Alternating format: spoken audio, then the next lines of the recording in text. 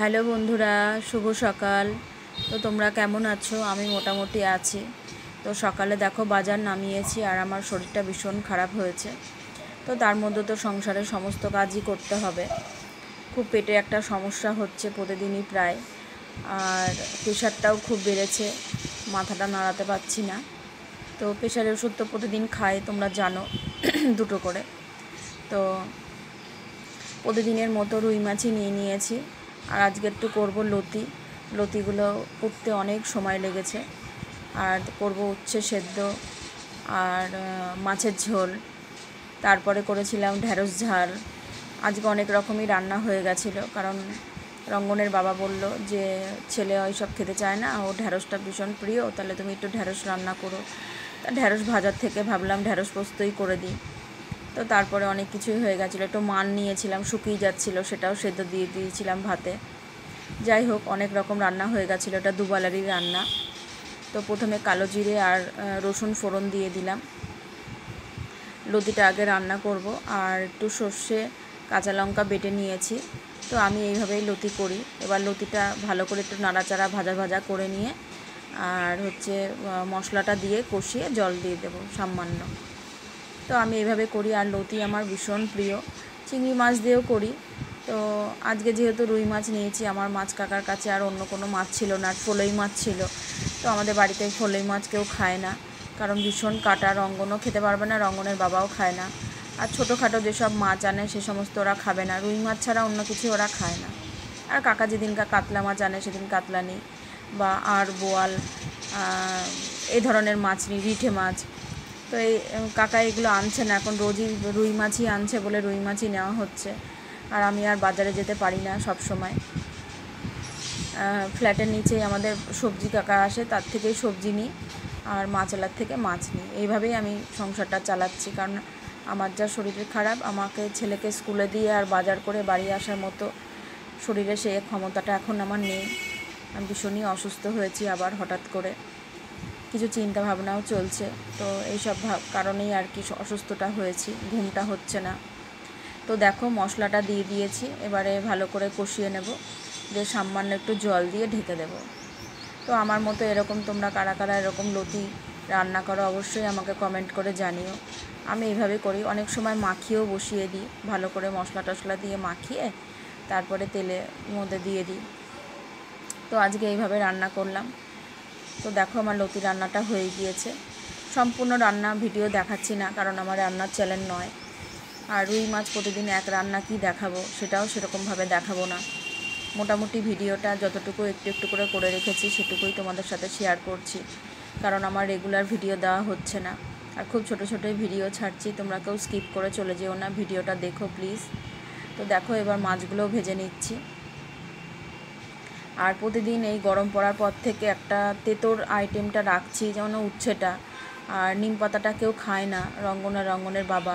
আর আমার আর মার জন্য করবো, ওই জন্য আর করা হয় না।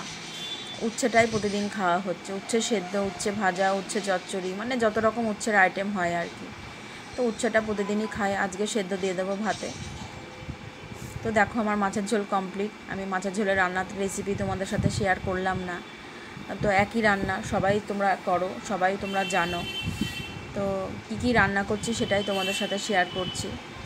আর এই সব কাজের ফাঁকে ফাঁকে কতগুলো জামা কাপড় ভিজিয়ে রেখেছি, সেগুলো কেচে মেলতে যাব, সেটাও তোমাদের সাথে শেয়ার করব। আর কোথাও বেরোচ্ছি না, বেরোনো হচ্ছে না, ওই জন্য বাইরের কোনো ভিডিও তোমাদের সাথে শেয়ার হচ্ছে না। যেহেতু শরীর ভালো না, তার মধ্যে রঙ্গনের পরীক্ষা, রঙ্গনেরও হঠাৎ করে আজকে থেকে জ্বর এসছে, প্রচণ্ড ঠান্ডা লেগেছে, ও খুব ভুগছে, মানে 2025 পড়ার পর থেকে ভীষণ ভুগছে। তো দেখো ঢ্যাঁড়সের ঝালটাও অনেকটাই করব, আর এই মানটা সেদ্ধ দেব, মশলাটাও করে রেখেছি। তো আজকে প্রায় আমরা 4-5 জন খাবো, ওই জন্য দুবেলার মতনই রান্না, দুবেলার। তো ওই জন্যই আবার ঢ্যাঁড়সটা রান্না করে ফেললাম। তো এই রান্নাটা মানে আমি তোমাদের সাথে শর্ট ভিডিওতেও দিয়েছি, তোমরা হয়তো অনেকেই দেখেছো।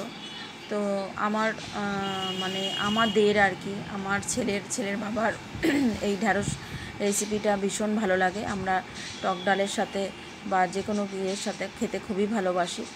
আর এখন তো ধরো আম উঠেছে, প্রতিদিনই প্রায় আম ডালই হচ্ছে ঘরে রান্না। তো এইসব টক ডালের সাথে ঢ্যাঁড়স রান্না মানে সবজিটা খেতে ভীষণ ভালো লাগে। তা রঙ্গন মাছ মাংসর থেকে সবজি তরকারি বেশি ভালোবাসে খেতে, তো যেগুলো যেমনভাবে করার চেষ্টা করি।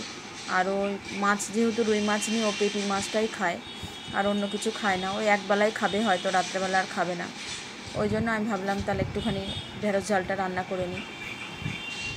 তো দেখো ঢ্যাঁড়সটা মশলা দিয়ে দিয়েছি, নাড়িয়ে চাড়িয়ে এবার সামান্য জল দিয়ে ঢেকে দেবো, কারণ ঢ্যাঁড়সগুলো না ভাজার সময় সেদ্ধ হয়ে গেছে পুরো। আর বেশি জল দিয়ে ঢাকলে কী হবে, ঢ্যাঁড়সগুলো একদম গলে যাবে। তো আমার মতো কারা কারা ঢ্যাঁড়স খেতে ভালোবাসো অবশ্যই কমেন্ট করে জানিও। আর আমার পাশে থেকো। আমি খুব ছোট্ট একটা ভিডিও ছাড়ছি আজকে, যেহেতু শরীরটা ভালো নেই আমি ভিডিও করতে পারিনি সেরকমভাবে। তো তোমরা আমার পাশে থেকো আর এভাবে আমাকে সাপোর্ট করো। দেখো একে অপরের মানে যদি আমরা সাপোর্ট না করি তাহলে কিন্তু কখনোই আমরা কেউই এগোতে পারবো না।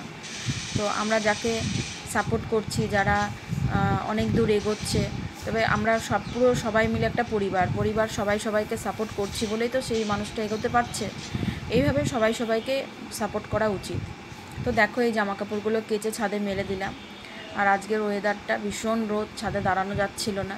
আমি কোনো রকম জামাকাপড় মেলেই নিচে চলে যাব, কারণ আমি একদম রোদটা নিতে পারি না, যেহেতু প্রেশার বেশি আর গা হাত পা জ্বালার একটা ব্যাপার আছে। ওই জন্য আমি সবসময় রোদটা খুব করে চলি, একদম রোদে বেরোই না, আমি রোদটা নিতেও পারি না। তো এবার নেমে যাব সিঁড়ি দিয়ে। তো তারপরে আর কি করি সব কিছুই তোমাদের সাথে একটু একটু করে শেয়ার করব। আর এরপরে সেরকমভাবে আর ভিডিও করিনি, স্নান টান সেরে নিয়েছিলাম, আর কোনো কিছু ভিডিও করিনি। এটা সন্ধেবেলা রঙ্গনকে পড়তে বসিয়ে তো একটু তরকারি করে নিচ্ছিলাম। রঙ্গনের বাবা বলল যা সবজি তরকারি আছে সব ফ্রিজে রেখে দাও, এটা পরের দিন তোমাকে আর রান্না করতে হবে না, তোমার শরীরটা এত খারাপ, আর রাত্রেবেলা একটু পরোটা মতো করে নাও আর আলুর তরকারি করো। তো রঙ্গন পড়ে এসেছে, 8:30 বাজে, ওকে পড়া থেকে নিয়ে এসেছি। তো ও হচ্ছে বসে আছে, আর একটু আমার ভিডিও তোমাদের সাথে শেয়ার করে নিলাম। এই সময় কী যে বকবক করছিলাম আমার অত মনে নেই, তবে এটাই বলছিলাম যে সারাদিন আর ভিডিও করতে পারিনি, শরীরটা ভালো নেই একদমই। আর রঙ্গনকে পড়িয়ে নিয়ে এসেছি, এবারে রাত্রেবেলা পরোটা করে নেব, কারণ মুখে কিছুই খেতে ভালো লাগছে না, একদম কিচ্ছু খেতে ভালো লাগছে না। আর ভালো লাগলে আমার ভিডিওটা লাইক করো, এটাই বললাম। তো তরকারিটা করে নেব, তার মধ্যে ময়দাটাও মেখে নেব। তা পরোটার ভিডিও আর করিনি, আমার আর ভালো লাগছিল না।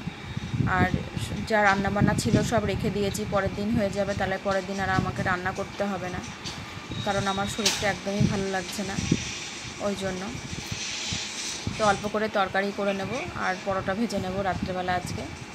তো তোমরা রাতেবেলা আজকে কে কী খেলে অবশ্যই আমাকে কমেন্ট করে জানিও। তোমাদের কমেন্টের আশায় আমি থাকি। অবশ্যই একটা লাইক করো আমার ভিডিও দেখার পরে।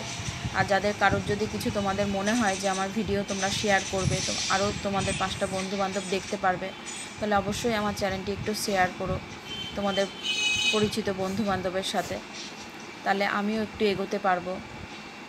আর তোমরা যদি বলো তোমাদের কেউ যদি আমার চ্যানেল শেয়ার করো, আমাকে যদি কমেন্টে লেখো, আমিও তার চ্যানেল শেয়ার করে দেবো, কথা দিলাম। তো দেখো এবার একটু জল দিয়ে দিলাম। তো আজকে সেরকম কিছু ভিডিও রাখিনি, শুধু রান্নাবান্নার এইসবই দেখালাম, আর রঙ্গনকে একটু দেখালাম, ও পড়ে এসে মোবাইল দেখছিল। আসলে মোবাইলের ভীষণ নেশা হয়ে গিয়েছে, ওকে একটু বন্ধ করতে হবে এটা, কারণ সামনে পরীক্ষা। আর ময়দাটা মেখে নিয়েছি ভালো করে, তো লেচি করে নেব, দিয়ে পরে বেলে ভেজে নেব। তা যেহেতু একটু রাত করে ভেজেছি, আর ওই জন্য আর ভিডিওটা কন্টিনিউ করিনি। তো বন্ধুরা ভিডিওটা আমি এখানেই শেষ করছি। ভালো লাগলে অবশ্যই লাইক করো, শেয়ার করো, কমেন্ট করো। শুভরাত্রি বন্ধুরা, সবাই ভালো থেকো, টাটা।